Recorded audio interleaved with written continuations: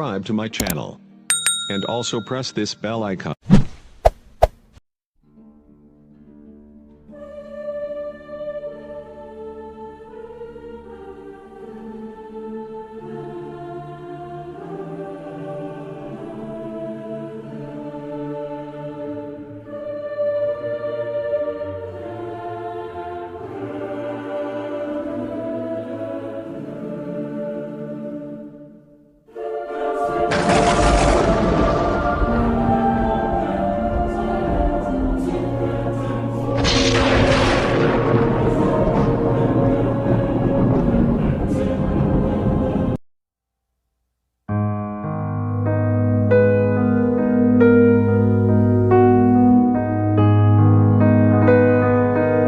Bismillahirrahmanirrahim. Assalamualaikum warahmatullahi wabarakatuh. Merdeka. Yang amat berhormat Syekh Az-Zaitun Profesor Dr. Abdussalam Rashidi Panji Gumilang, Magister Pertanian beserta Umi dan keluarga. Yang terhormat Bapak Dr. Anwar Budiman, SH, SE, MM, MH, akademisi dan intelektual. Yang terhormat Bapak Profesor Dr. Amsal Bahtiar MA, dosen UIN Syarif Hidayatullah, Jakarta. Yang terhormat Bapak Romo Edward Kalistis Ratu Dopo SJ atau yang mewakili Kepala Sekolah SMA Kanisius. Yang terhormat Bapak Kiai Haji AT Musodik Bahrum, tokoh masyarakat Tasikmalaya. Yang terhormat Bapak Dr. Sudirman Abbas MA, akademisi intelektual UIN Syarif Hidayatullah, Jakarta. Yang terhormat Bapak Fuaduddin, peneliti. Yang terhormat Bapak Dr. Andes CH Robin Simanulang dari Majalah Tokoh Indonesia. Yang terhormat Bapak Hendra Lu Ying. Yang terhormat Bapak Saidiman Ahmad, peneliti. Yang terhormat Bapak Fahru Rozi Majid dari Nurholis Majid Society. Yang terhormat Bapak Agung dan istri. Yang terhormat Ibu Noverina Solihin dari Jakarta. Yang terhormat Bapak Kombes Purnawirawan Dr. Andes Alphonse Lumau, SH, MSI, Embus. Yang terhormat Bapak Petrus Celestinus, SH, dari Pergerakan Advokat Nusantara. Yang terhormat Ibu Monique Rikers, aktivis pro-Israel. Yang terhormat Bapak Haji Sukanto, SHMM, praktisi hukum dan ekonomi pasar modal. Yang terhormat Bapak Nurpan, SE, MSI, tokoh masyarakat Indramayu. Yang terhormat Bapak Haji Syamsu Alam, SE. Yang terhormat Bapak Aziz Muslim, MSI, Wakil Sekjen DPP Gerindra. Yang terhormat Bapak Diki Hilmi, SKM, M. Biomed, Sekretaris Yayasan Pesantren Raudatul Muta'alimin Cilendek. Yang terhormat Bapak Alfi Ahmadi. Yang terhormat Bapak Ramadan Syah dari HMI Jakarta. Yang terhormat Bapak Faturrahman Fadli dari HMI Jakarta. Yang terhormat perwakilan dari Galarua. Yang berhormat Ketua Pengawas Lembaga Kesejahteraan Masjid, Masjid Rahmatan Lil Alamin, Ustadz Dr. Muhammad Yusuf Rashidi Agung Sidayu MBA. Yang berhormat Ketua Yayasan Pesantren Indonesia, Datuk Sir Imam Prawoto, KRSS, SA MBA CRBC, beserta seluruh eksponen. Yang berhormat Ketua Umum Koperasi Serba Usaha Desa Kota Indonesia, Ibu Anis Khairunisa STHI MAP. Yang terhormat dari Rantau Melayu. Yang terhormat kepada seluruh tamu undangan dan hadirin peserta syukuran 77 tahun Syekh Az-Zaitun yang berbahagia.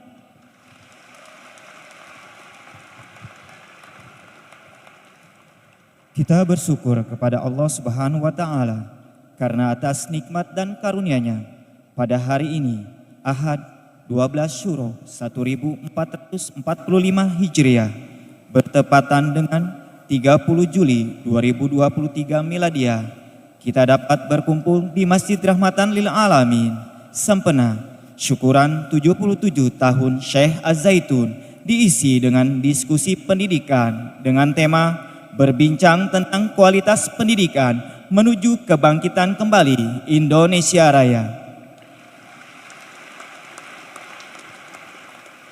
Salawat serta salam semoga Allah curahkan kepada junjungan kita Nabi Muhammad sallallahu alaihi wasallam.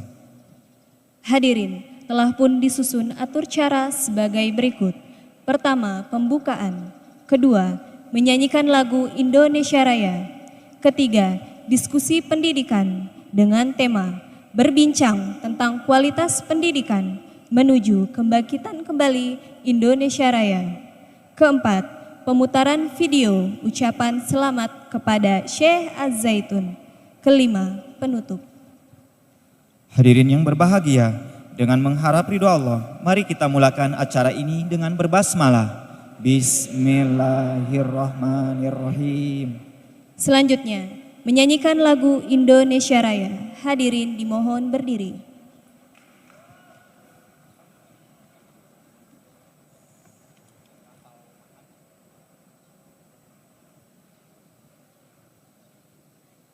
Hiduplah Indonesia Raya, Indonesia tanah airku, tanah tumpah darahku. Di sanalah aku berdiri, jadi pandu ibuku. Indonesia kebangsaanku, bangsa dan tanah airku. Marilah kita berseru, Indonesia bersatu. Hiduplah tanahku, hiduplah negeriku, bangsaku, rakyatku semuanya. Bangunlah jiwanya, bangunlah badannya untuk Indonesia Raya. Indonesia Raya, merdeka, merdeka, tanahku, negeriku yang ku cinta. Indonesia Raya, merdeka, merdeka, hiduplah Indonesia Raya. Indonesia, tanah yang mulia, tanah kita yang kaya.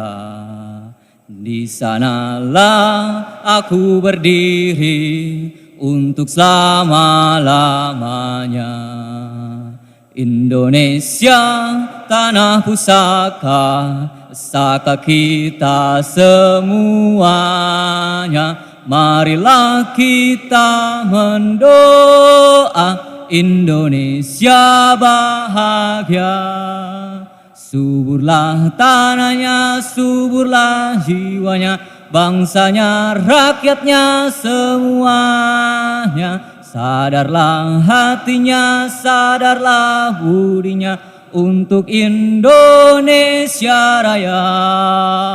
Indonesia Raya, merdeka, merdeka, tanahku, negeriku yang ku cinta. Indonesia Raya, merdeka, merdeka, hiduplah Indonesia Raya. Indonesia, tanah yang suci, tanah kita yang sakti.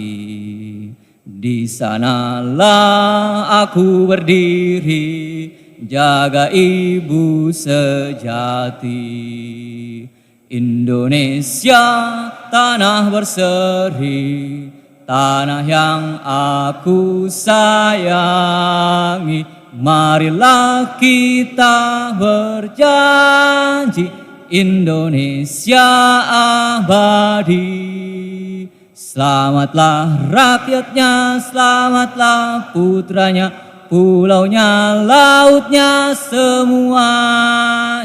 Majulah negerinya, majulah pandunya untuk Indonesia Raya.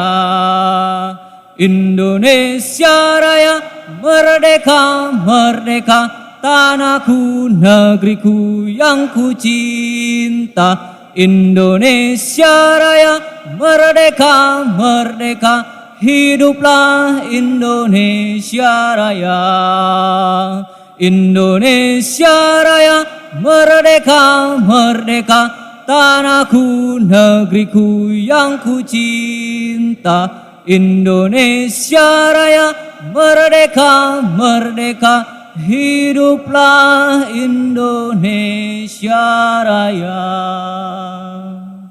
Hadirin disilakan duduk kembali. Atur cara selanjutnya, diskusi pendidikan dengan tema berbincang tentang kualitas pendidikan menuju kebangkitan kembali Indonesia Raya. Dipandu oleh moderator Ibu Anis Khairunisa STHI MAP. Kepada Ibu Anis Khairunisa STHI MAP disilakan.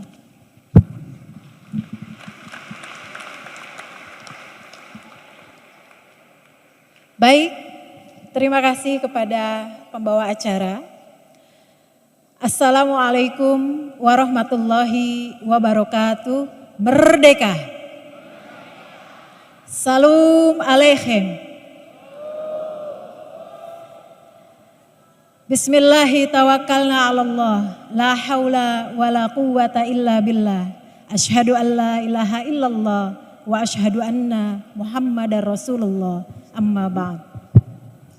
Alhamdulillah, puji syukur kehadirat Allah, ilahi Rabbi, Tuhan semesta alam.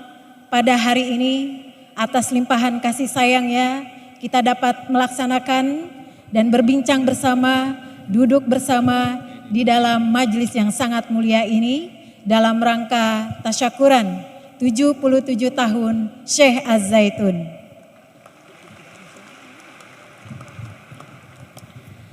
Baik, Bapak Ibu hadirin yang berbahagia, sebelumnya perkenalkan saya Anis Khairunisa akan memandu sebagai moderator 2 jam ke depan dengan tema perbincangan kita pada siang hari ini, yaitu kualitas pendidikan menuju kebangkitan kembali Indonesia Raya. Baiklah, sebelum mengawali perbincangan kita, terlebih dahulu perkenankan kami untuk bisa menayangkan kilas balik perjalanan pembangunan pendidikan Ma'had Az-Zaitun dari awal berdiri sampai saat ini. Selamat menyaksikan.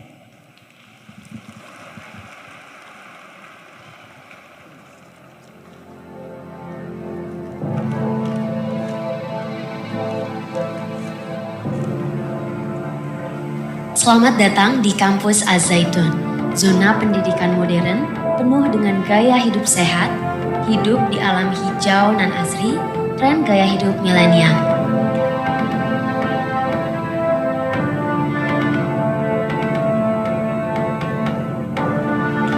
"20 tahun sebelumnya hanyalah lahan yang tidak diinginkan siapapun, apalagi untuk membangunnya jauh sama sekali.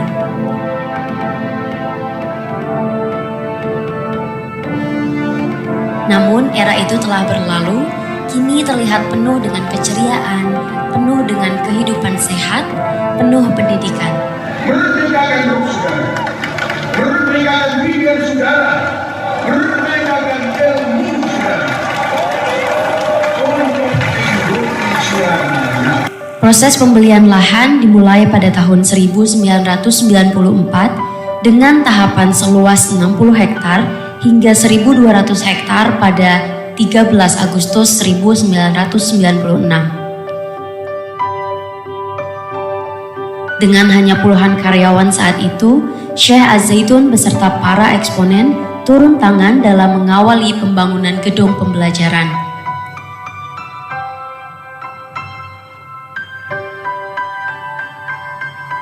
Penerimaan santri pertama pada tahun 1999 sebanyak 1.459 santri bermula pada bulan Juni 1999 dan pembelajaran pertama dimulakan pada 1 Juli 1999. Sebagai penunjang sarana dan prasarana pendidikan, Yayasan Pesantren Indonesia membangun komplek pendidikan Ma'had Az-Zaitun di pelosok Desa Sandrem, Mekarjaya, Gantar, Indramayu. Ma'had Az-Zaitun dimulai pembangunannya pada tahun 1996 dan masih berlangsung hingga saat ini. Setelah berjalan 2 bulan, pendidikan Ma'had Az-Zaitun diresmikan oleh Presiden Republik Indonesia ketiga, Profesor Dr. Insinyur B.J. Habibie pada tanggal 27 Agustus 1999. Az-Zaitun merupakan institusi pendidikan yang memadukan pesantren dengan pendidikan modern, pesantren spirit but modern system. Visi dan misi pendidikan Az-Zaitun adalah perbaikan kualitas pendidikan umat yang tersimpul dalam moto Pusat Pendidikan, Pengembangan Budaya Toleransi dan Perdamaian.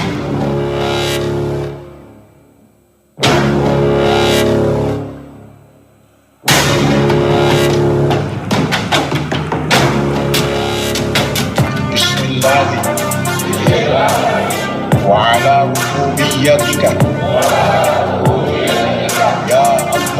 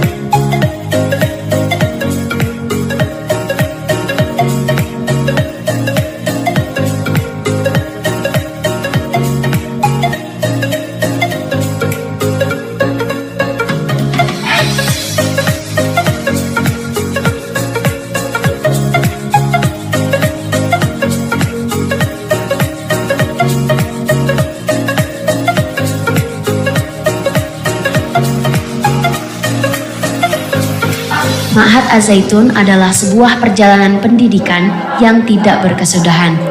Karena pendidikan tidak ada titik ujungnya, sebagaimana yang dituntut agar manusia menuntut ilmu sampai akhir hayat. Karena manusia itu sendiri tidak seharusnya puas dengan pencapaiannya. Jalan kesempurnaan itu ibarat jalan yang mendaki lagi sukar, namun tetap harus dilalui demi kebangkitan umat, demi generasi masa depan. Karena pendidikan milik kita bersama. Az-Zaitun, pusat pendidikan, pengembangan budaya toleransi dan perdamaian menuju masyarakat sehat, cerdas, dan manusiawi.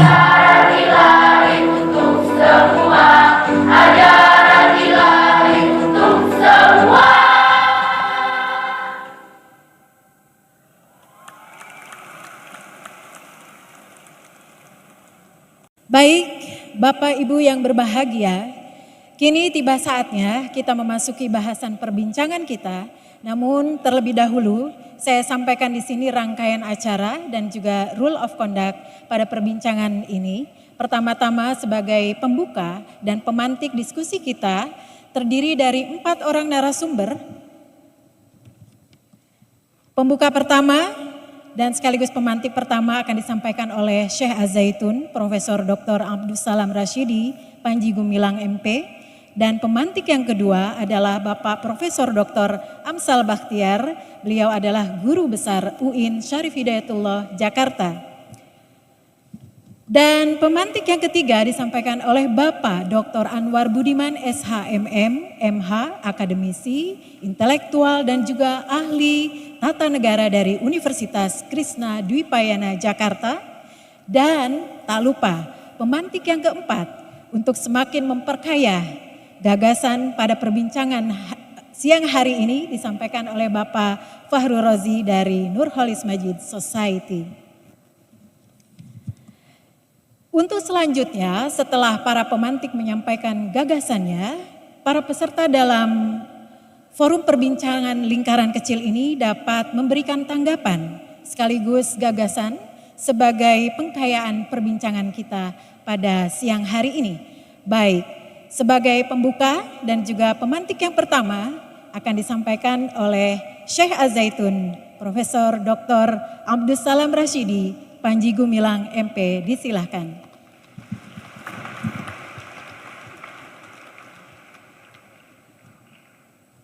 Assalamualaikum warahmatullahi wabarakatuh.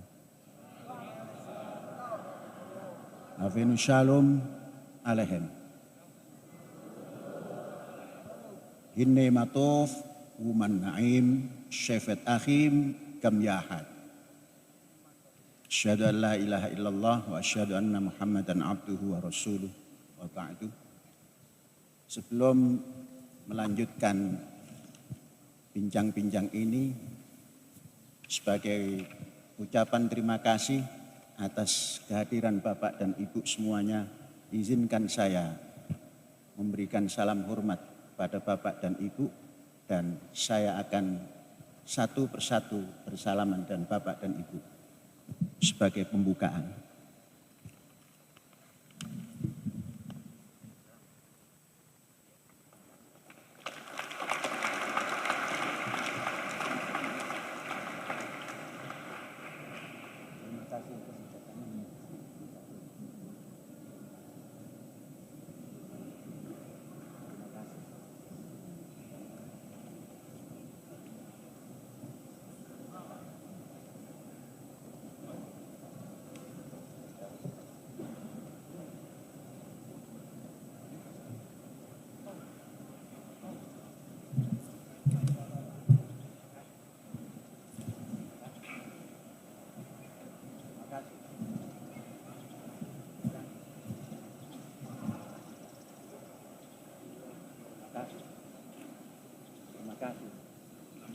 Ibu, terima kasih.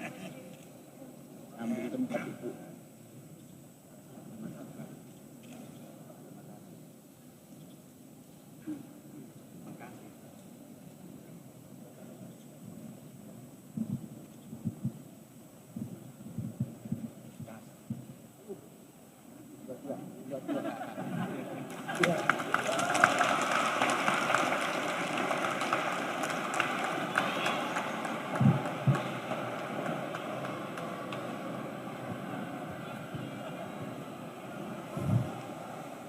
Alhamdulillahirabbil alamin. Ada sahabat kita yang belum mendapatkan tempat duduk. Saya minta Pak Abu Sabit mencari duduk di belakang, kursi di belakang. Pak Nurdin pindah ke belakang. Ibu Rina Solihin, mari duduk di depan.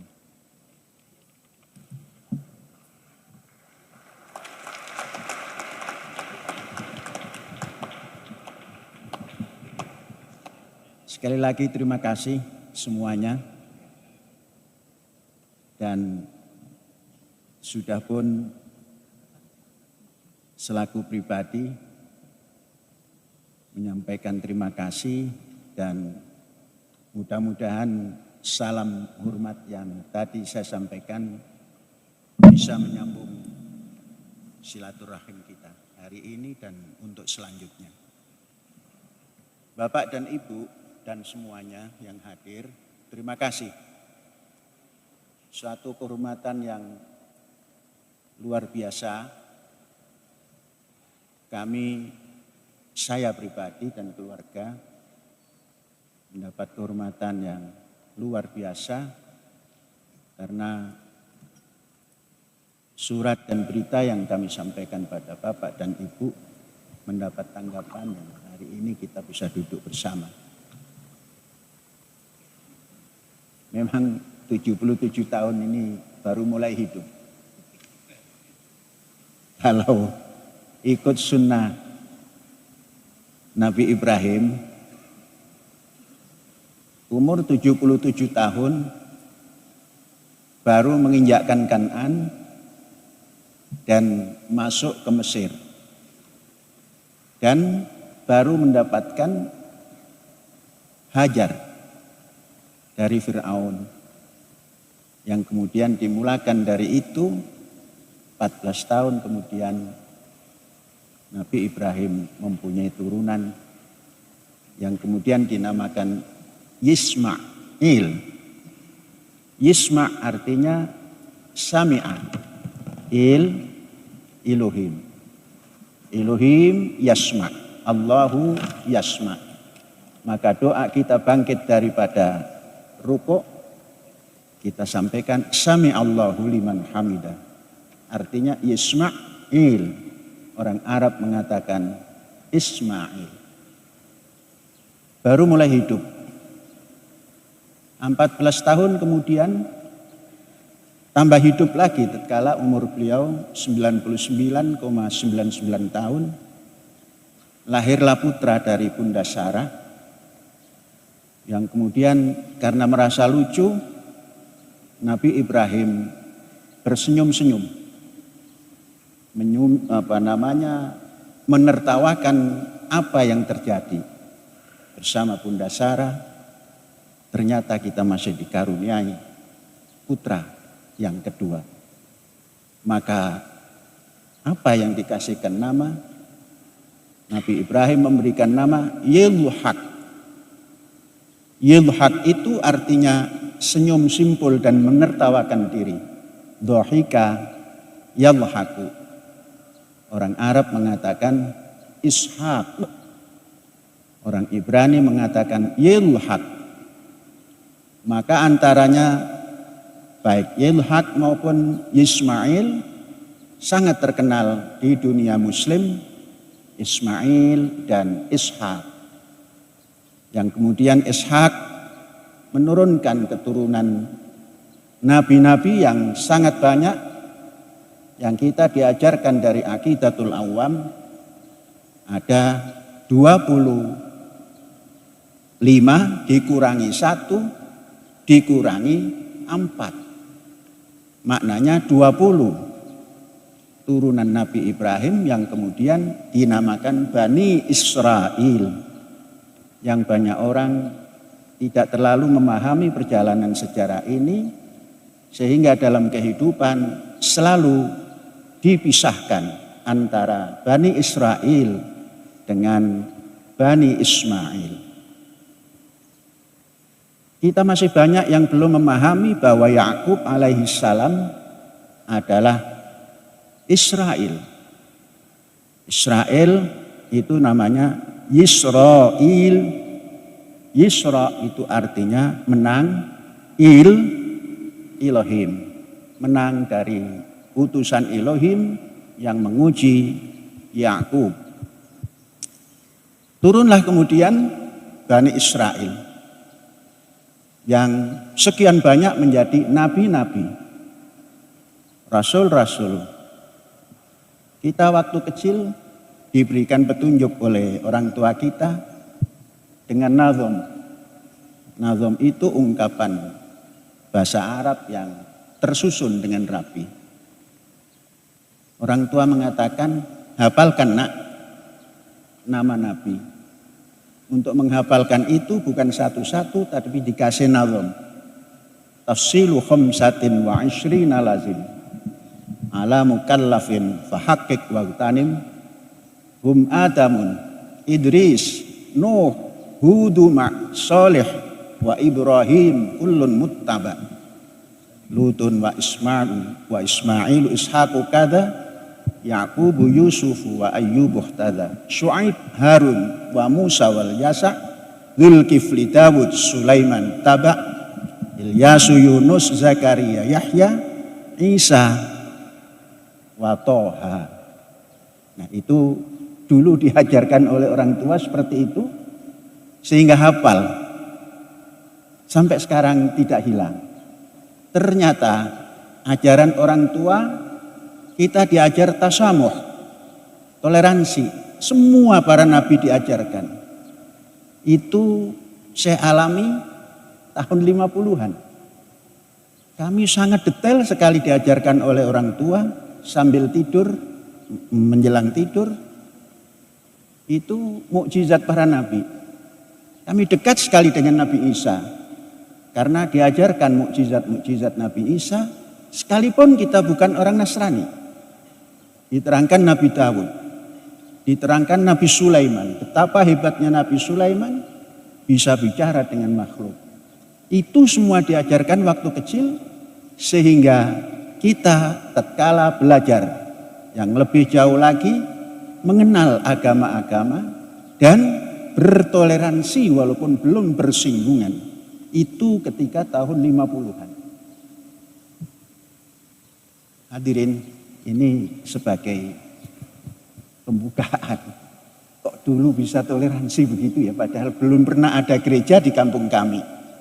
Tapi kami sudah tahu agama Nabi Isa adalah Nasrani. Tempat sholatnya namanya gereja. Kita tanya, gereja itu bahasa apa, Mak? Kami sangat dekat dengan ibu itu memanggil Mbok. Kalau ada tamu baru manggil Emak.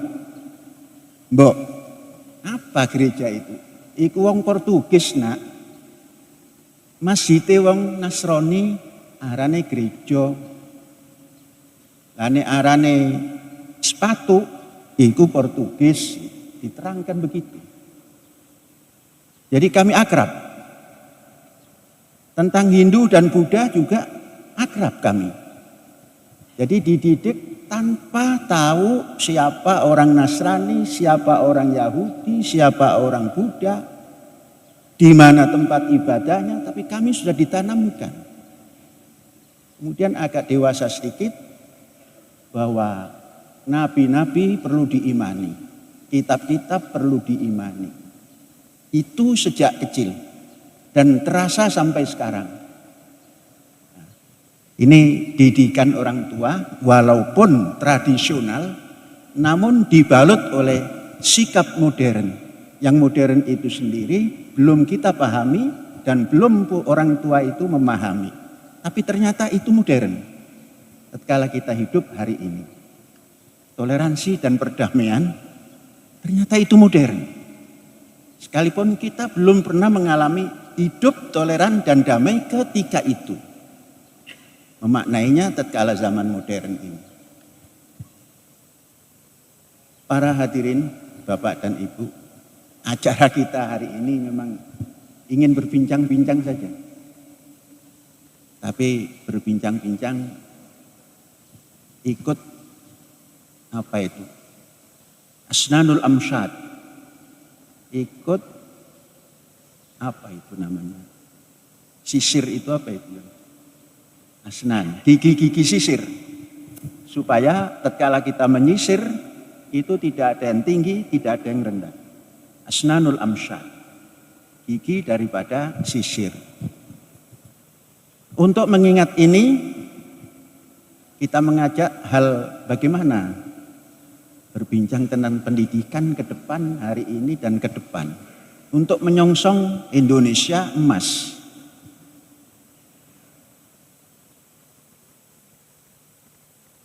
Secara pribadi, itu berdialog dengan sejarah. Berkomunikasi dengan sejarah. Pada abad-abad yang dinamakan kegelapan, Eropa masih gelap. Orang Asia masuk ke Eropa. Orang Asia yang sudah tersinari oleh ilmu pengetahuan, yang ilmu pengetahuan itu sendiri saling kerjasama antara kehidupan yang masih gelap dengan bangsa yang sudah mulai tersinari oleh ilmu pengetahuan, mengajak kembali dan menggali sejarah non jauh 500-an tahun sebelum Masehi. Ternyata orang Asia yang mulai tersinari ini melepaskan segala macam yang berkaitan dengan keagamaan. Mereka mencari, mengajak tetangga-tetangga agamanya untuk saling menunjukkan bagaimana dulu kok ada satu kejadian yang hebat. Maka diterjemahkanlah, baik itu Plato, Aristoteles, dan lain-lainnya, dari bahasa Latin, kerjasama orang Asia yang ketika itu beragama Islam, mengajak saudaranya yang Nasrani, mengajak saudaranya yang Yahudi untuk menerjemahkan, karena mereka lebih dulu tahu bahasa Latin dan bahasa Yunani. Dari situ terjadilah kemajuan. Ilmu-ilmu yang ratusan tahun, bahkan ya sampai setengah milenium sebelum Masehi digali. Sampai dengan menjelang perang Eropa Asia tergali. Maka cemerlang. Orang Asia yang masuk Andalus cemerlang. Orang Asia yang masuk Eropa Timur bagian barat cemerlang. Ternyata kecemerlangan itu bukan dari agama, tapi dari kerjasama ilmu pengetahuan. Ternyata ilmu pengetahuan ini luar biasa. Sampai datanglah ada peperangan, mungkin balas dendam antara Eropa yang beberapa wilayahnya dimasuki orang Asia, yang sampai hari ini belum ada yang mengatakan bahwa itu adalah penjajahan. Tapi mungkin bisa juga karena kita juga menganggap orang Eropa yang datang ke Indonesia sebagai penjajah. Mari kita katakan bahwa orang-orang Asia yang beragama Islam ketika itu menjajah. Jadi kita akui saja bahwa itu penjajahan. Karena mempunyai satu dendam antara yang menjajah dengan yang dijajah, terjadilah peperangan. Tatkala orang Asia yang Muslim yang cemerlang dengan ilmu pengetahuan, ini mulai defensif. Tatkala defensif, ini salah merujuk defensifnya. Bukan meningkatkan ilmu yang sudah dimiliki, tapi defensifnya itu ulumuddin. Masuk ke dalam sudut-sudut musola, sudut-sudut masjid untuk mempertahankan eksistensinya melalui ulumuddin.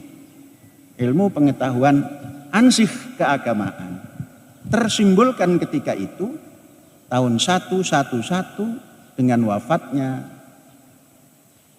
Imam Al-Ghazali yang menerbitkan kitab Ihya Ulumuddin. Itulah yang dipakai pertahanan ketika itu. Dari barat, Eropa menyerang dari 10 sekian sampai 12 sekian. Bertahannya bukan dengan ilmu pengetahuan lagi, hilanglah itu Averroes, hilanglah itu Ibnu Khaldun, hilanglah itu Ibnu Arabi dan lain-lainnya, hilang semua. Bertahan melalui ulumuddin, ilmu keagamaan. Dari timur, Genghis Khan masuk membasmi dan menghancurkan Baghdad. Sampai hancur sehancur-hancurnya. Kalau serbuan dari Eropa tidak menghancurkan khazanah ilmu pengetahuan. Tapi tatkala Genghis Khan itu semua dihancurkan.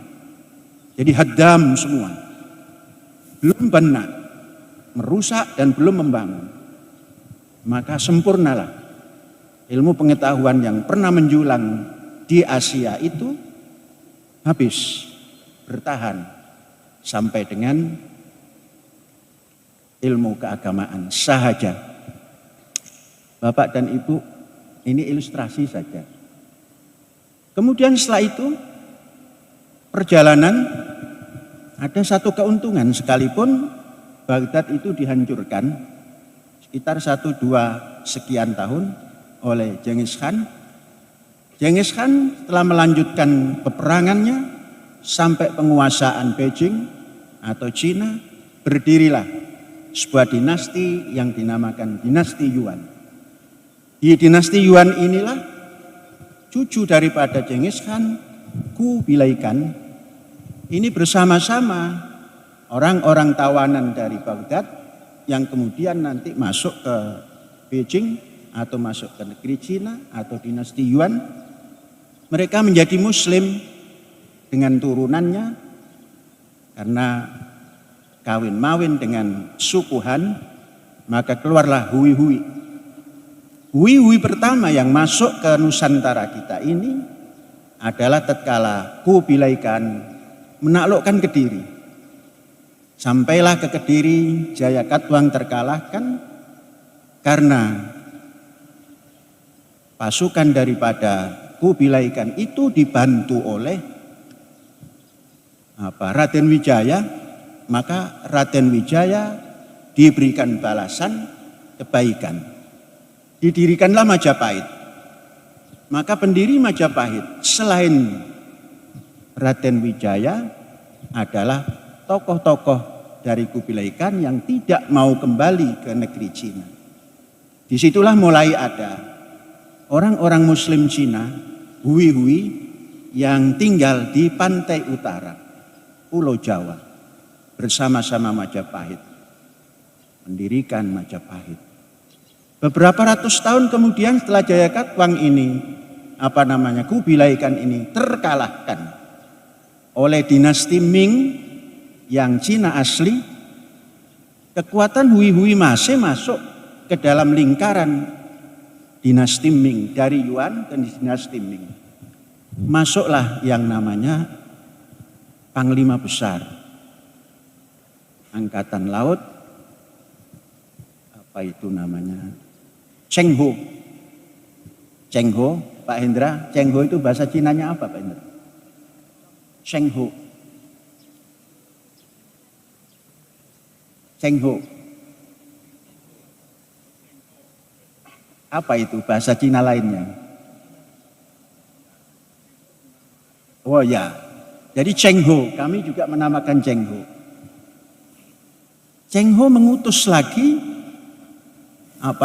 pasukan yang begitu besarnya masuk ke Nusantara.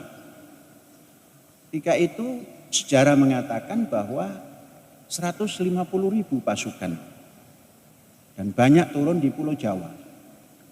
Di sanalah Islam masuk kembali melalui Cina. Islam yang masuk adalah Islam yang sudah tersinisisasi, sudah tercinakan, sudah terkonghucukan, sudah terbudakan. Nah, Orang Buddha juga sudah terislamkan, orang Konghucu sudah terislamkan. Maka tatkala masuk ke Nusantara ini, khususnya Pulau Jawa, Islamnya Islam yang sangat toleran, tapi bukan sinkritis. Jadi tatkala masuk acara Hindu ada tahlilan, masuk acara Buddha ada tahlilan. Disitulah Islam diterima oleh orang-orang yang awalnya Hindu, oleh orang-orang yang awalnya Buddha dengan sangat toleran. Begitulah masuk Islam ke Pulau Jawa dan Nusantara sebagai Muslim yang sangat toleran. Tatkala terjadi perubahan, Cheng Ho sudah wafat, ada perubahan seperti halnya Golkar kehilangan Pak Harto. Saudara bisa membayangkan tahun 98, pemilihan umum 99, Golkar itu seperti kehilangan induk tatkala Pak Harto sudah berhenti. Yang 100% menang itu hanya di kampus Az-Zaitun. Ini supaya bapak-bapak tahu bahwa Golkar itu menang 100% di kampus Az-Zaitun. Mengapa? Karena kawan-kawan di Az-Zaitun ini teringat Pak Harto. Jadi menang. Jadi Cheng Ho wafat, kondisi Islam di Pulau Jawa ini mulai turun. Pasukan yang pernah dibawa oleh Cheng Ho banyak yang kembali pada agamanya, tapi yang masih tetap pada agama Islamnya terus membangun, mengadakan reformasi. Apa reformasinya? Tatkala pasukan Cheng Ho pertama datang ke Pulau Jawa ini, keagamaan itu kalau kita ikut bahasa mazhabnya Hanafi, yang segala sesuatunya berbahasa Cina. Sampai memanggil sholat pun harus bahasa Cina. Saya masih diajari oleh orang tua, dulu manggil sholat itu nak, bukan kayak alas sholat. Terus apa pak? Lai, women cu chau pang gitu. Itu yang saya ingat itu satu saja itu. Lai, women cu chau pang. Itu hayya alas sholat gitu. Terjadilah perubahan, berubahlah menjadi mazhab Syafi'i. Tatkala mazhab Syafi'i itu semuanya dirubah menjadi Arab.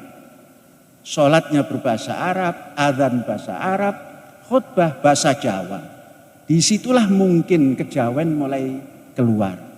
Hadis-hadis diterjemahkan dan bahasa Jawa, Quran mulai diterjemahkan bahasa Jawa, yang menerjemahkan adalah tokoh pesantren dari Ponorogo. Mungkin hari ini disebut Ponorogo. Mungkin juga Tegal Sari karena di sana ada pondok yang besar, nanti menurunkan pondok Gontor. Saudara-saudara, saya ingin membawa perjalanan itu supaya nanti kita bisa menyambungkan dengan obrolan kita pendidikan untuk Indonesia masa depan ini. Sampai di situ perubahan terjadi. Maka terkenal nanti Wali Songo. Dari mana pembaharuan itu? Pembaharuan itu adalah dari putra Majapahit Brawijaya yang pergi ke Palembang. Palembang itu dulu ada tokoh yang dinamakan Haryo Damar. Mas Ngabdullah Haryo Damar, kalau tidak salah itu namanya Bongsu Liong. Beliau ini diberikan istri dari Brawijaya yang dari Champa atau dari negeri Cina, dari Annam. Annam itu sekarang Vietnam. Diberikan pada Haryo Damar dengan catatan nanti kalau anak yang dikandung oleh istriku ini sudah lahir, nikahilah. Maka setelah lahir keluarlah nama Jimbun. Kemudian hasil dari pernikahan Haryo Damar dengan istri daripada Mojopahit tadi, Brawijaya tadi, timbul putra yang namanya Kun Sen. 3 serangkai inilah nanti yang masuk ke Pulau Jawa, kemudian mengadakan reformasi. Reformasi, dikumpulkanlah yang dari Amanillah, yang sekarang menjadi Manila, dikumpulkan di Tuban, maka terjadilah reformasi seluruh dari Surabaya yang nanti terkenal dengan Sunan Ampel, dari Gresik yang nanti terkenal dengan Sunan Giri, kemudian dari tetangga kampung saya itu ada namanya Sunan Daraja, kemudian tetangganya lagi di Tuban ada namanya Sunan Maulana, Sunan Derajat dan Sunan Bonang. Kemudian Sunan Kalijogo dan lain-lainnya. Dikumpulkanlah, maka ada reformasi tadi. Kemudian Jimbun menjadi Fatahillah, kemudian Kunsen menjadi Raden Husein. Itulah nanti yang meneruskan perjalanan kekuasaan Majapahit. Masih toleransi. Baru sekitar tahun 1511 datanglah itu yang namanya Portugis. Setelah mengalahkan Melaka, masuk dibimbing oleh orang Gresik, masuk ke Maluku atau di sana itu Portugis itu masuk ke dekat Halmahera, bukan dekat Halmahera itu, Ternate.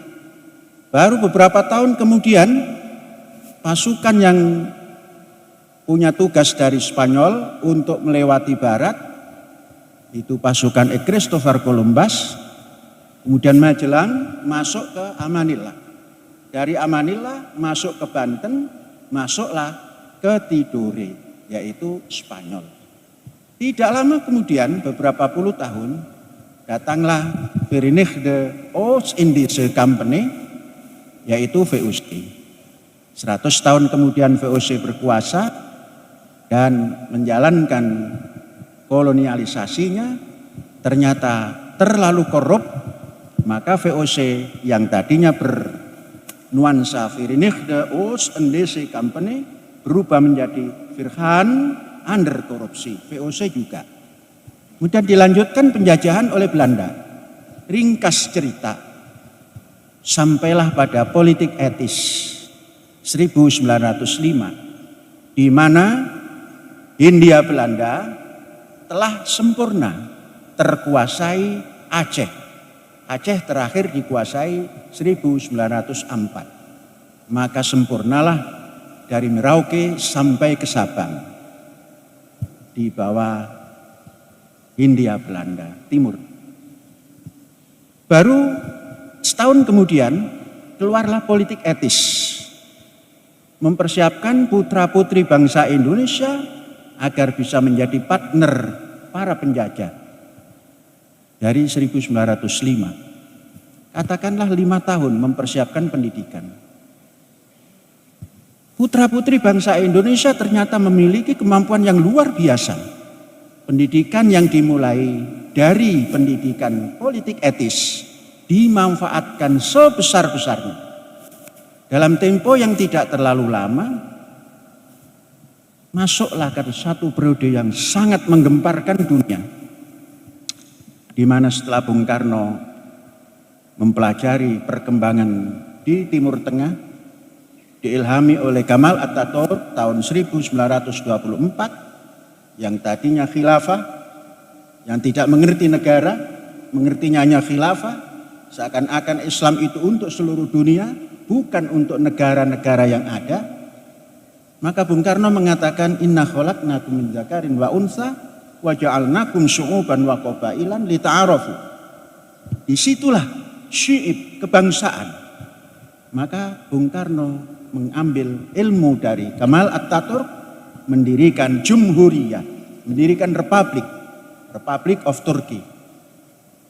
Diikuti oleh Bung Karno sampai masuk ke tahun 28, bangsa Indonesia harus punya negara.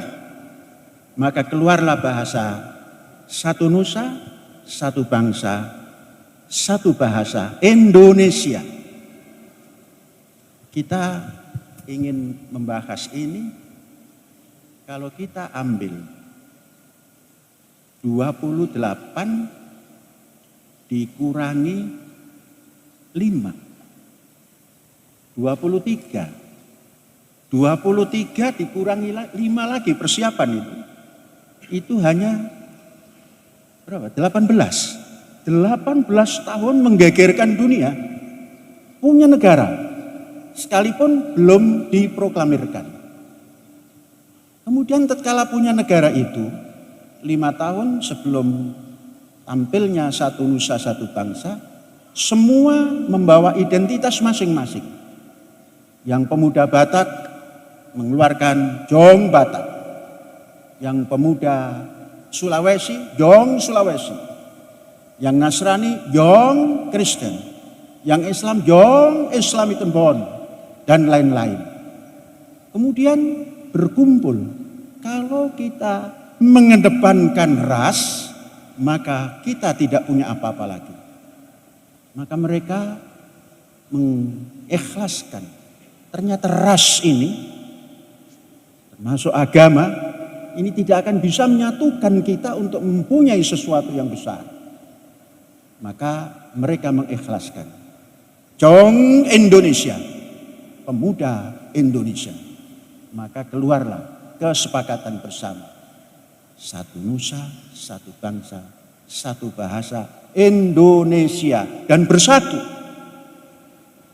Ternyata yang bisa mempersatukan ini ilmu pengetahuan, bukan agama. Semua terdidik. Ilmu, bukan agama, bukan ras. Kalau ras mungkin Jawa, karena Jawa waktu itu mayoritas. Tapi Indonesia membuang, aku dari Indonesia Timur, tidak ada. Indonesia, aku dari Batak, tidak ada. Padahal yang memproklamirkan apa yang dinamakan satu nusa satu bangsa, itu Timur, Batak, Muslim, Nasrani berkumpul menjadi satu, hilang semua identitas itu, digantilah identitas Indonesia. Jadi yang menciptakan Indonesia itu adalah ilmu pengetahuan anak bangsa ini, bukan agamanya.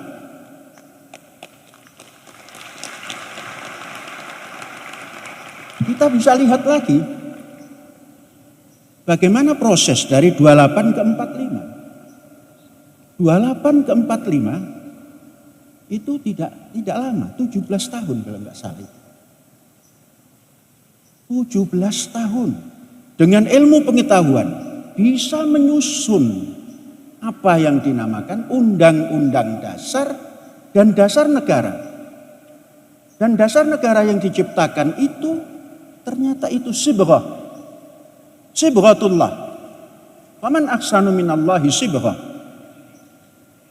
Jadi yang ditumbuhkan ketuhanan yang Maha Esa, kemanusiaan yang adil dan beradab, persatuan Indonesia, kerakyatan yang nanti menjadi republik, kemudian mewujudkan satu keadilan sosial, semua ini sibghatullah. Faman ahsanu minallahi sibghah. Inilah pencorakan ilahi. Maka pantas ketuhanan yang Maha Esa disepakati semuanya. Kemudian Undang-Undang Dasar 45 disepakati semuanya. Semua menggunakan ilmu pengetahuan, bukan bedil. Bukan senjata yang lain, ilmu pengetahuan. Baik itu epolexos bud, hankam, semua melalui ilmu pengetahuan. Jadi, mari kita rujuk kepada cerita ini. Kalau kita sekarang menggagas obrolan ini, bincang-bincang ilmu, pendidikan, ternyata kalau kita telusuri semua melalui pendidikan. Kita sebentar lagi tahun 28, masih punya 5 tahun lagi. Bisakah kita mengembalikan seperti tahun 28 yang semua meninggalkan identitasnya dan diganti dengan identitas baru Indonesia? Coba kalau dulu yang kita katakan tidak punya IT, tidak punya apa, kok bisa? Nah sekarang Klik saja mau ke Eropa sudah bisa. Klik mau Amerika bisa. Klik mau ke Pak Hendra yang jauh, sembunyi di Bandung, kita bisa tahu. Tuh, mari kita tinggi. Mereka melalui pendidikan. Apakah kita tidak bisa menciptakan 28 besok ini sesuatu yang untuk Indonesia tahun 45 melalui pendidikan? Nah, ini kita harapkan ini nanti bapak-bapak bisa memberikan sumbangsi bersama-sama dan kita membuat percobaan bersama-sama nanti. Pendidikan yang seperti apa yang seharusnya kita masuki hari ini? Pendidikan yang pelan-pelan kita ini mengedepankan sibghatullah. Apa itu sibghatullah? Dasar negara Indonesia ini. Jadi nanti ke depan ini sudah tidak ada lagi mayoritas yang diukur oleh agama. Bagaimana cara kita mendidik supaya mayoritas bangsa Indonesia ini ukurannya bukan agama. Tapi komitmen bangsa ini terhadap dasar negaranya dan undang-undang dasar negaranya. Mampukah kita dalam 5 tahun ini mengembalikan itu seperti tahun 1928. Dulu musyawarahnya atau ngomong-ngomongnya seperti kita ini. Malah kita lebih gagah hari ini. Ada AC dari alam. Masih ada minuman Hammayim. Dulu tidak ada itu. Dulu hanya kekuatan semangat yang dinamakan merdeka ruh. Sekarang sudah kita punya segala-galanya. Bisakah kita tahun 28 besok ukuran mayoritas itu bukan agama lagi. Tapi bagaimana komitmen bangsa terhadap dasar negaranya yang oleh kitab suci itu dinamakan sibghatullah. Inilah corak yang diberikan sang ilahi. Ternyata melalui pendidikan ini. Nah, pendidikan yang semua kalau di Israel itu dinamakan kibbut. Kibbut. Kalau di Indonesia pesantren. Tapi mari kita jangan ambil pesantrennya, tapi spirit pesantrennya. Apa itu spirit pesantren? Hidup mandiri dan hidup berdikari. Bagaimana kita menciptakan pendidikan yang bisa seluruh yang ada di dalam ini mandiri dan berdikari. Sehingga tatkala kita menyumbangkan katakanlah para wira swasta ini yang partikelir ini membuat satu pendidikan kalaulah tersebar di beberapa pulau, tapi semangatnya itu adalah toleransi perdamaian, kemudian ukurannya itu nanti adalah ukuran bagaimana kemampuan anak didik ini komitmennya hanya kepada dasar negara. Sehingga nanti bisa diukur, sudah 99,9 yang berkomitmen pada dasar negara. Artinya Indonesia mayoritas komited terhadap dasar negara. Sehingga tidak saling, ini agama apa, ini agama apa. Barangkali 5 tahun itu bisa. Kalau kita berbuat. Ini previewnya saja lah, mukotimanya saja. Kalau mukotimah jangan panjang-panjang, nanti kalau panjang seperti mukotimah Ibnu Khaldun. Mukotimah Ibnu Khaldun itu 18 jilid, isinya alhamdulillahirabbil alamin.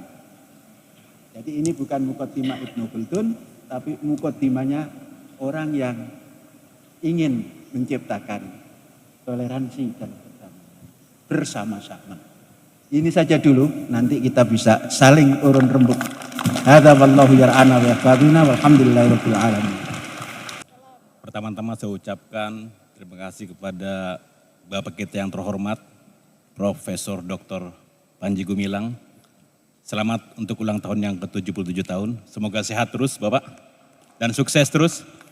Dan juga saya ucapkan kepada para narasumber yang amat terpelajar dan kepada bapak-bapak, ibu-ibu hadirin semua yang saya hormati.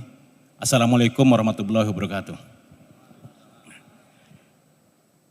Tadi dari beberapa narasumber sudah banyak disampaikan tentang baik itu tentang kebangsaan, toleransi, bahkan tentang manfaat dari umur.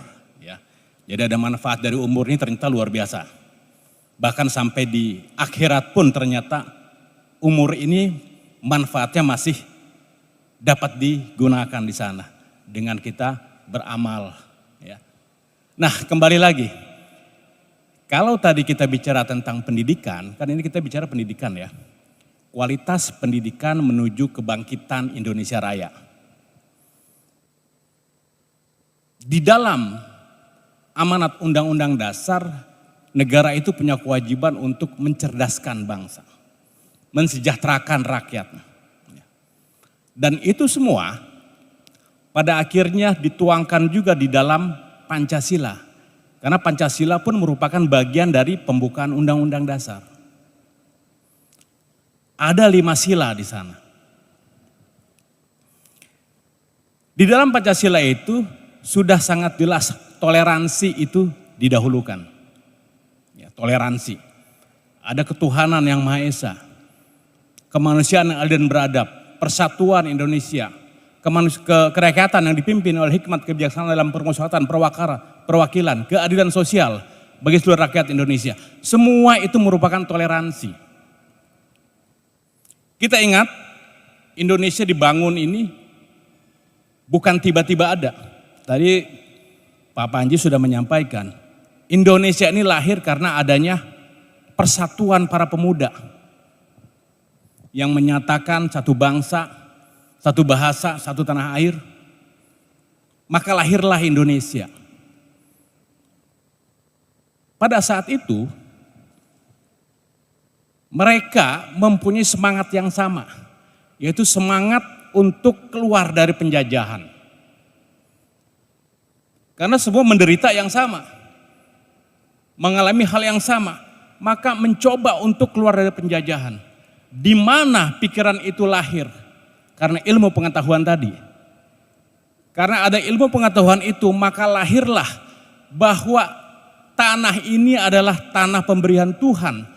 Pemberian Allah Subhanahu wa Ta'ala yang dipergunakan untuk manusia yang diciptakannya. Jadi bukan untuk dirampok. Kan begitu. Siapa yang merampok itu? Para penjajah. Padahal tanah ini diciptakan untuk Tuhan. Untuk manusia oleh Tuhan.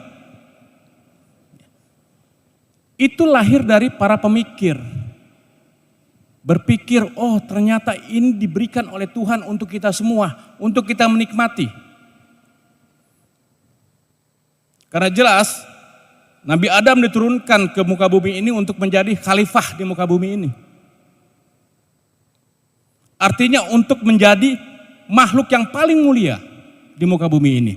Makhluk yang mulia adalah makhluk yang bertanggung jawab satu dengan lainnya. Tidak ada pemerasan, tidak ada tekanan, tidak ada intimidasi, apalagi perampokan. Itu tidak ada. Maka pada saat itu ada kesepakatan. Para pemuda Indonesia sepakat untuk menyamakan persepsi, menyamakan semangatnya, membangun negeri. Menjadikan Indonesia dari Nusantara yang dulunya bukan Indonesia. Kembali saya ulas di awal. Kenapa negara-negara Eropa lebih maju daripada negara kita? Pendidikan di sana mulai dari kerajaannya sampai rakyatnya mendapatkan pendidikan, mendapatkan hak. Di Indonesia, Nusantara khususnya, siapa yang mendapatkan pendidikan? Para bangsawan yang mendapatkan pendidikan. Rakyat jelata sulit mendapatkan pendidikan. Apalagi begitu penjajah datang, dianak emaskan para bangsawan, diterlantarkan rakyat jelata, semakin buruk kondisi Nusantara pada waktu itu. Maka dari itu pendidikan adalah satu-satunya untuk mencapai Indonesia lebih maju. Tanpa pendidikan, Indonesia tidak akan lebih maju. Negara punya kewajiban mencerdaskan bangsa melalui pendidikannya. Tetapi social society itu punya peranan penting, termasuk Al Zaitun, untuk mencerdaskan anak bangsa. Karena sejatinya Pancasila itu juga punya ajas gotong royong. Membangun bangsa ini bukan hanya negara yang punya tanggung jawab. Kita semua social society punya tanggung jawab. Maka dari itu pendidikan tidak boleh dikuasai oleh satu kelompok. Pendidikan tidak boleh diikuti atau diselimuti oleh politik. Tapi pendidikan itu harus independen, bebas. Karena tujuannya adalah untuk mencerdaskan bangsa. Kita lihat bangsa-bangsa lain. Semua banyak yang maju. Singapura sama Indonesia mana lebih maju? Negara kecil. Karena pendidikannya. Dulu banyak dari Malaysia belajar ke Indonesia. Begitu mereka udah sukses, Indonesia belajar ke Malaysia. Kenapa? Karena pendidikan itu paling utama. Agama juga utama. Karena agama juga menjadikan rambu-rambu untuk kita. Agama juga menjadi rambu-rambu. Tapi ilmu pengetahuan itu jauh lebih besar untuk membangun bangsa ini. Agama sangat penting, pendidikan sangat penting, sehingga agama dengan pendidikan itu seimbang, harus berjalan beriringan. Kalau kita kembali tentang perjuangan bangsa di era perjuangan, di era pembangunan, di era reformasi, maka semangatnya sebenarnya agak berbeda. Di perjuangan semangatnya adalah bagaimana kita mengusir penjajah, mendirikan negara Indonesia. Kemudian setelah merdeka kita mengisi kemerdekaan. Artinya mengisi kemerdekaan itu adalah dengan mengisi keadilan sosial bagi seluruh rakyat Indonesia. Bumi ini diciptakan oleh Tuhan Yang Maha Esa untuk warga negara Indonesia. Warga negara Indonesia melakukan kontrak sosial, maka dibentuklah negara. Dibentuklah pengurus-pengurus negara, yaitu mulai dari eksekutif, yudikatif, legislatif. Mereka itu dikasih amanat oleh rakyat untuk membangun, untuk mengelola isi bumi ini, agar isi bumi ini bisa diserahkan kembali kepada para pemegang sahamnya. Siapa itu? Rakyat Indonesia. Kan nggak mungkin tanah di dalam sini milik saya, milik Bapak, milik semua. Kita akan baku hantam untuk mengambil isi bumi ini. Maka dari itu dibuatlah kontrak sosial, dibentuklah negara, dibentuklah pengurus negara untuk kemudian mengelola isi bumi ini dan diserahkan kembali kepada rakyat. Itu tujuan dari negara. Apa yang terjadi sekarang? Saya nggak perlu banyak bicara yang ini. Pasti Bapak Ibu tahu semua. Apa yang terjadi sekarang? Fenomena apa yang terjadi sekarang hingga kita menjelang 2024 pun banyak sekali sesuatu hal yang mungkin Bapak Ibu bertanya-tanya. Karena di sini bukan ranah politik kita bicara, kita ranah pendidikan, jadi kita nggak perlu masuk jauh ke sana, tapi boleh diterka-terka. Apa yang terjadi? Kan begitu. Nah, kembali lagi masalah pendidikan. Bagaimana kita untuk membangkitkan lagi Indonesia Raya melalui pendidikan ini? Artinya pendidikan ini bukan hanya tanggung jawab negara. Pendidikan ini bukan hanya tanggung jawab Al-Zaitun. Tapi pendidikan ini tanggung jawab kita semua. Kita punya anak cucu yang nantinya akan meneruskan negara ini. Meneruskan bangsa ini. Sehingga itu menjadi kewajiban kita bersama. Pendidikan adalah nomor satu. Orang tua punya kewajiban mendidik anaknya. Guru merupakan secondary daripada orang tua. Karena dititipkan kepada guru. Tapi orang tua yang paling utama juga memberikan pendidikan kepada mereka. Itu pentingnya pendidikan. Jadi bagaimana untuk membangkitkan lagi Indonesia Raya? Sepakat nggak kita? Dengan pendidikan. Sepakat nggak? Pendidikan yang berkualitas.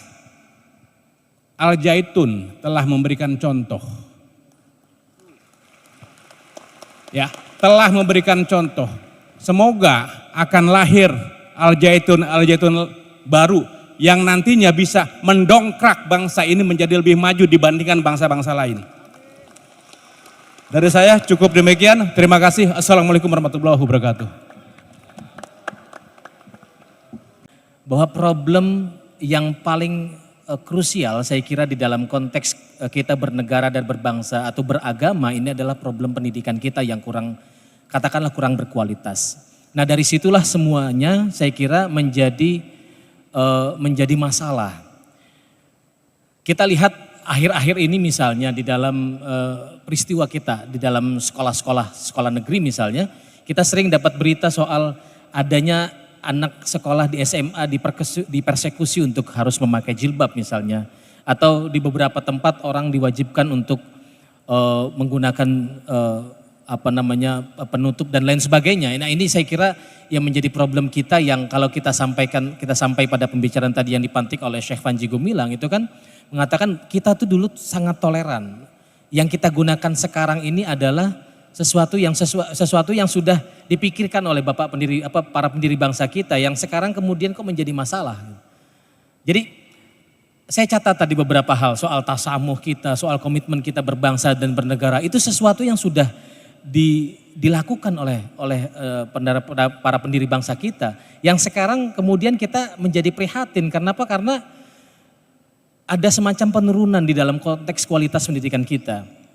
Jadi kalau kita merasa, sedikit saya mengutip Cak Nur misalnya, Cak Nur itu pernah mengatakan dalam satu risalahnya yang penting soal yang berjudul Indonesia Kita, ini terbit pada tahun 2003, ditulis di Mekah ketika beliau umroh, dikatakan bahwa pendidikan itu adalah investasi modal manusia. Nah ketika Cak Nur mengatakan investasi ini adalah sesuatu yang bukan proses sekali jadi Bapak Ibu. Jadi pendidikan itu adalah proses yang panjang, melibatkan semua pihak tadi dikatakan. Jadi bukan hanya kewajiban Az-Zaitun atau negara dalam konteks ini juga punya kewajiban tentu saja, tapi punya kewajiban kita seluruhnya yang punya komunitas, kita adalah tokoh agama di sini hadir para penggiat komunitas. Jadi ini adalah satu proses yang melibatkan kita semua. Karena kalau tidak, kita akan sampai pada hari ini kita sudah sampai pada hari ini dengan potret yang cukup mengerikan saya kira. Jadi kalau kita membayangkan satu Indonesia yang bangkit ke depan, itu kita yang pertama kali menurut kami yang perlu dibenahi adalah pendidikan. Jadi pendidikan itu harus terbuka, itu yang pertama. Jadi dia harus bisa diakses bukan hanya orang yang berpunya, tetapi diakses oleh siapapun dengan latar belakang agama apapun yang dia miliki. Nah ini yang kemudian harus dipertegas, aturannya sudah ada Bapak Ibu. Karena pendidikan itu kan bukan soal tadi disampaikan, bukan soal identitas, tetapi ini adalah bagaimana pendidikan itu berdaya untuk membentuk satu masyarakat Indonesia yang memiliki budi pekerti luhur misalnya. Atau memiliki watak yang positif, atau memiliki satu pribadi yang adiluhung. Ini kan yang dicita-citakan oleh para pendiri bangsa, oleh Ki Hajar Dewantara misalnya. Tetapi dalam praktek sehari-hari ini kita jadi problem sekarang. Nah itu yang pertama, jadi pendidikan harus bersikap inklusif. Yang kedua, pendidikan itu harus mengajarkan, membangun manusia itu cerdas tidak hanya secara spiritual tetapi juga secara sosial. Nah misalnya secara spiritual, pendidikan itu harus mendorong lahirnya pribadi atau anak-anak yang berani berpikir untuk maju. Secara sosial, dia tentu saja pendidikan itu menjadikan semua orang itu sebagai kawan, bukan sebagai musuh. Yang terjadi kan sekarang mereka adalah orang lain, bukan teman saya. Jadi menegasi orang lain. Ini yang kemudian menjadi keprihatinan kita, pengalaman kita Bapak Ibu sekalian di Nurholis Masjid Society misalnya, kita bikin satu program begitu, namanya Training Mubalik Muda. Lalu kemudian dalam satu sesi itu ada hadir teman-teman yang sejak awal melakukan kritik terhadap Cak Nur. Tetapi begitu dapat materi, begitu berjumpa sehari-hari, begitu ketemu langsung dengan orang-orang yang secara pribadi dan secara intelektual itu bersinggungan dengan Cak Nur, pemahaman yang tadinya negatif tentang Cak Nur itu menjadi berbeda. Artinya apa? Kita butuh ruang-ruang perjumpaan yang lebih inklusif, yang lebih terbuka, yang melibatkan banyak orang. Dengan begitu orang bisa memahami betul siapa yang kita hadapi. Itu yang kedua. Jadi yang ketiga, saya kira yang paling penting untuk kita benahi adalah pendidikan itu harus menjadikan orang itu betul-betul memiliki karakter yang adiluhung. Nah, yang saya kira yang sekarang ini yang menjadi problem adalah orang itu hanya dibangun bagaimana dia menjadi seorang religius, tetapi tidak dibangun menjadi seorang yang toleran. Nah, kita perlu belajar dari Az-Zaitun misalnya. Kalau kemarin kita 2 hari yang lalu kami berkunjung ke sini bersama Ibu Omi, bersama teman-teman di Nur Khalis Masjid Society, kita saksikan itu, dinyanyikan bersama-sama Mars Az-Zaitun Indonesia ya, Institut Az-Zaitun Indonesia. Ya, itu dinyanyikan marsnya, itu merefleksikan satu spirit tentang hak asasi manusia, kemanusiaan universal. Yang saya kira ini menjadi dasar yang harusnya dikembangkan juga oleh pendidikan-pendidikan lain, institusi pendidikan lain. Saya Muslim, 35 tahun saya bekerja bersama Jesuit dan secara otomatis di sana tidak ada istilah-istilah yang cukup. Membuat kita itu bingung dengan kondisi yang eksklusif atau inklusif, toleransi atau tidak toleransi. Saya cukup betah 35 tahun sebagai Muslim di Jesuit karena toleransinya cukup tinggi. Kalau saya melihat dari paparan tadi, pesantren Al-Zaitun di sini itu terlalu maju. Kalau di bahasa Bojonegoro itu kemajon. Kalaupun tidak dikatakan maju, maka kondisi yang ada di Indonesia itu belum maju. Maka cukup bagi saya tadi dalam pembicaraan Pak Panji tadi cukup relevan. Dengan arranger Pak Panji ini mengelola Al-Zaitun, saya kok meyakinin ini ke depan Indonesia akan memberikan atau akan meniru apa yang ada di Al-Zaitun yang sudah terlalu maju tadi. Salah satu ungkapan yang terjadi misalnya tadi diceritakan tentang bagaimana kita bertoleransi. Disebutkan cerita dari nabi-nabi yang ada, maka sebetulnya Pak Panji ini sudah mengaplikasikan rukun iman yang ada 6 itu. Percaya kepada Tuhan, percaya kepada malaikat, percaya kepada kitab-kitab, percaya kepada Rasul, percaya kepada hari akhir, dan qadar buruk dan baik. Pak Panji sudah mengaplikasikan. Di situ toleransi sebetulnya sudah muncul dan perintah dari Tuhan. Percaya kepada Rasul, kepada kitab-kitab, itulah harus kita percaya dan akhirnya menjadi sesuatu yang toleransi itu muncul. Yang kedua, terlalu majunya Pak Panji ini, dia sudah, saya katakan, non multa sed multum. Bukan banyaknya, tetapi esensi, kualitasnya.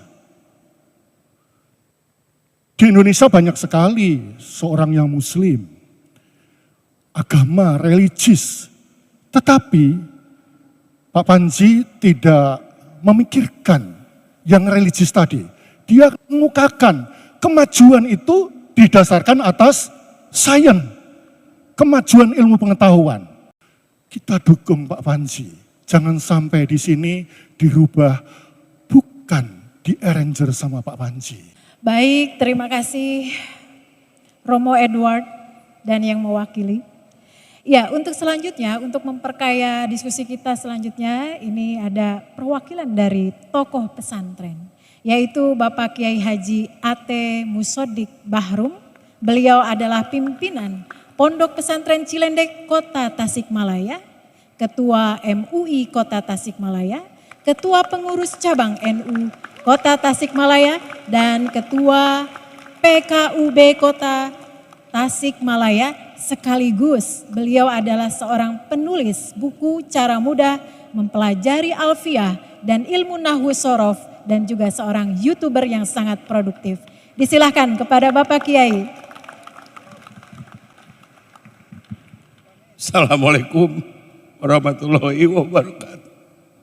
Berkat dan kudrat Tuhan Yang Maha Esa, alhamdulillah kita bisa berkumpul dalam acara milad ke-77 ulang tahun ke-77 Kiai Haji Profesor Panji Gumilang. Semoga beliau hidupnya diberkahi oleh Allah Subhanahu wa taala. Amin.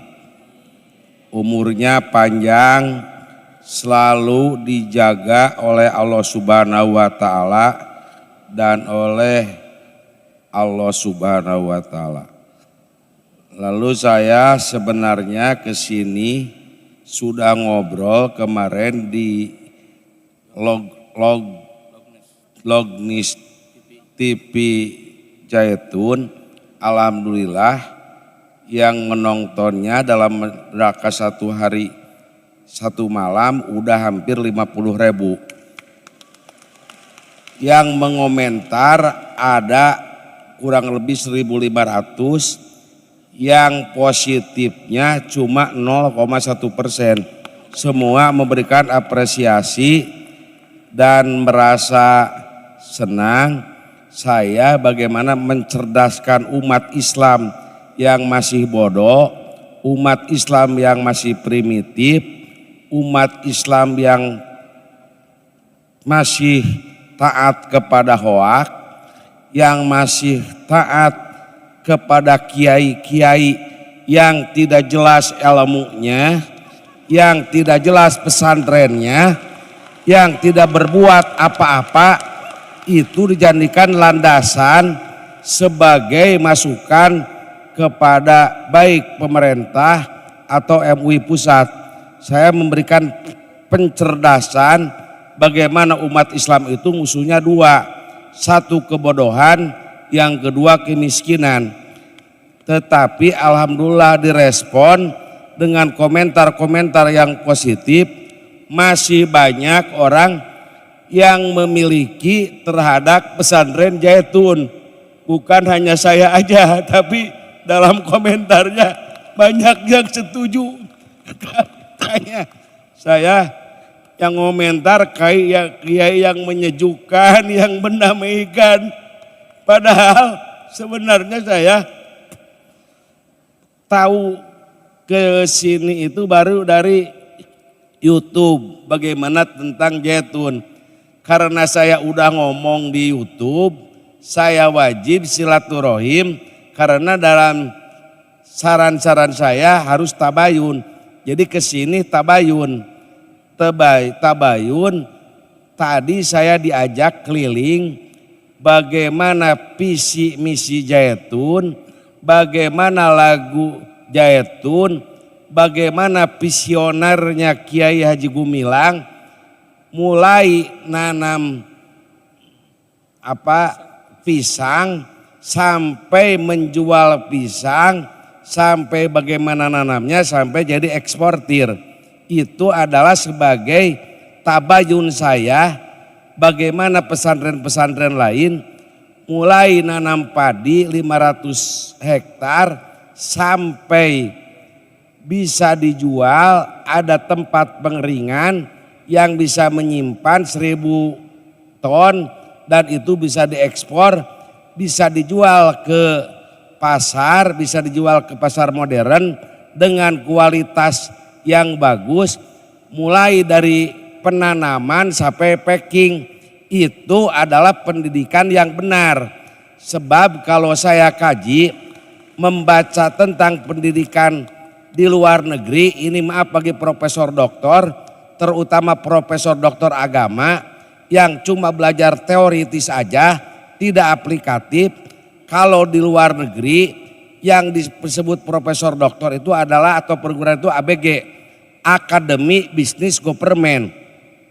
Jadi salah seorang profesor itu apabila ada daerah miskin lalu ada riset, ada penelitian, jadi buku, daerah miskin jadi kaya, daerah stunting jadi sehat, itu namanya profesor doktor. Lalu kalau dia tidak bisa mensejahterakan, dicabut gelar profesor doktornya. Beda dengan profesor di Indonesia, banyak profesor asbun, terutama profesor doktor agama. Saya terus terang, walaupun saya orang kampung, kiai kampung, bisa mengkritik para profesor doktor, terutama tentang pendidikan nasional yang tidak jelas, karena Indonesia tetap miskin, Indonesia tetap bodoh, dan percaya kepada ilmu-ilmu yang hoak, itu dijadikan satu dasar pemikiran. Ini adalah, tadi ada yang dari ahli tata negara, jadi kalau Bung Tomo, tokoh pendidikan Indonesia, learning by doing, Ki Haji Hajar Darwantoro, Tuturi Handayani, ini learning by doing, bagaimana belajar dan bekerja, bagaimana membimbing anaknya dari belakang. Hanya pesantren Al-Zaitun, perguruan tinggi tidak menghasilkan baik lapangan kerja atau kesejahteraan. Jadi cuma mahal menggaji profesor doktor, tapi tidak ada satu penelitian hal-hal yang benar-benar, karena temanya tadi pendidikan, ilmunya cuma ilmu teoritis, tidak ada satu learning by doing, atau apakah yang disebut boarding school yang ada di Pondok Pesantren Zaitun. Ini sebenarnya bukan contoh bagi pesantren saja, tapi contoh bagi pendidikan nasional. Apalagi saya mendengarkan saya sebut memberi gelar, karena di Indonesia fikihnya cuma fikih ritual aja.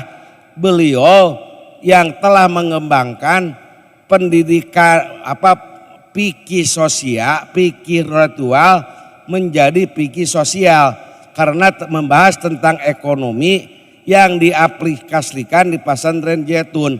Saya sebagai kiai kampung memberi gelar kepada beliau. Beliau adalah Profesor Doktor Mujadid di Indonesia sebagai pembaharu.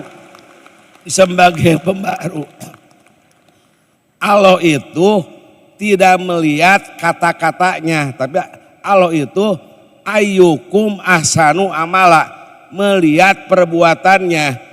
Apa yang dilihat itu adalah perbuatannya. Lihat masjidnya, lihat santrinya. Kalau pendidikan itu lihat dari segi inputnya, jelas santrinya ada 6.000, mahasiswanya ada 6.000. Itu adalah sebagai bukti itu ayyukum ahsanu amala. Tapi yang didengar sekarang itu bukan ayyukum ahsanu amala, tapi ayyukum ahsanu kaulan. Asal ngomong baru yang gak jelas, rujukannya itu didengar dan dijadikan rujukan, tidak ayyukum ahsanu amala. Sedangkan di dalam surat Yasin, wa naktubu ma qaddamu wa asarahum, Allah itu akan mencatat ketika mati itu apa dari segi perbuatannya, apa yang monumen, apa yang ada asarnya, ada apa yang ada buktinya. Masjidnya megah, tanahnya luas, ekonominya jalan. Ini adalah harus menjadikan contoh. Yang di dalam depan saya baca bahwa pendidikan dan segala macam bukan untuk Zaitun, benar-benar untuk Indonesia Raya dan bagaimana untuk dunia. Ini merupakan ikon dan aset yang perlu jadi contoh. Kalau contoh Nabi Muhammadnya gak ketemu, udah mati. Tapi kalau contoh uswatun hasanah dari gerakan fikih ritual, menjadi fikih sosial, pendidikan yang dipadukan dengan ekonomi itu adalah merupakan satu contoh bagi rakyat Indonesia bagaimana mensejahterakan Indonesia, bagaimana mengolah sumber daya alam, sumber daya manusia yang benar, yang jelas inputnya, yang jelas outputnya, yang jelas outcome-nya, bukan menciptakan para penganggur yang menjadikan beban negara. Itu adalah sebagai bahan saya sebagai kiai kampung dari Tasikmalaya sebenarnya ingin silaturahim aja, tidak akan memberikan nasihat karena saya bukan mujtahid, bukan mursid, termasuk MUI, ilmunya standar MUI pusat ge Pak Panji lah. Tidak ada mujtahid, tidak ada, itu ada di YouTube. Tidak ada mujtahid dan tidak ada mursid di Indonesia. Saya tantang, sok dialog dengan saya, siapa mujtahid di Indonesia. Semua juga ilmunya terukur Pak Panji, dan perbuatannya belum ada apa-apa. Santri gak punya, murid gak punya, terus yang ngomongnya pada miskin, tapi dia merasa hebat, merasa paling benar, lalu menetapkan hukum yang menyesatkan orang lain. Ini harus menjadikan konsolidasi umat Islam, bagaimana umat Islam bersatu, bagaimana umat Islam tidak bodoh, bagaimana Islam bisa memberikan kesejahteraan. Kata Gus Dur, apapun agamanya, yang penting bisa berbuat kebajikan untuk orang lain. Masalah agama mah jelas, lakum dinukum waliyadin. Kita harus lebih baik, itu masalah moderasi beragama. Mohon maaf terlalu panjang. Wallahul muwaffiq ila aqwamit thoriq. Wassalamualaikum warahmatullahi wabarakatuh.